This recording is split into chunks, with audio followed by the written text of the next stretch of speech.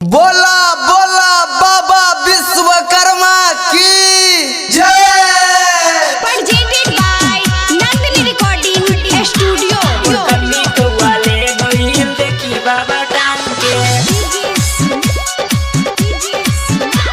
मुरकनी कौवाले गइल देखी बाबा टांग के। ताक हेर के रखले बानी सब हम ओजार के। ताक हेर के रखले बानी सब हम ओजार के।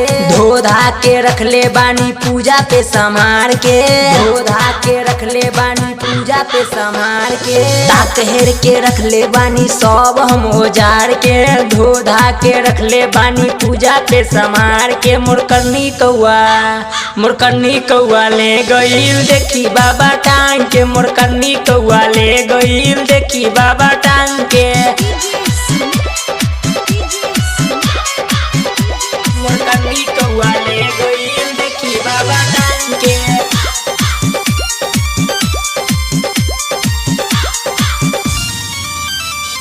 कहाँ कहाँ खोजी बाबा ओकरा के हम जाए के। उड़ता पंछी उहो बागिरा दी ले जाए के। उड़ता पंछी उहो बागिरा दी ले जाए के। कहाँ कहाँ खोजी बाबा ओकरा के हम जाए के। उड़ता पंछी उहो बागिरा दी ले जाए के। माफ करिह बाबा विश्वकर्मा ओकरा के बात के। माफ करिह बाबा विश्वकर्मा ओकरा के बात के। क्षमा करिह बाबा विश्वकर्मा ओकरा हो बात के। मुरकनी कौवा ले गइल देखी बाबा टांग के। मुरकनी कौवा ले गइल देखी बाबा टांग के।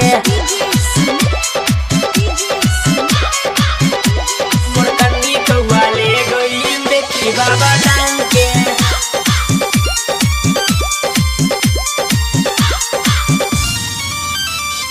कौना कौना गाँव में हम करी बाबा पता। लेके गइल कहमा न चलल हमरा पता। लेके गइल कहमा न चलल हमरा पता। कौना कौना गाँव में हम करी बाबा पता। लेके गइल कहमा हो गइल बानी पता।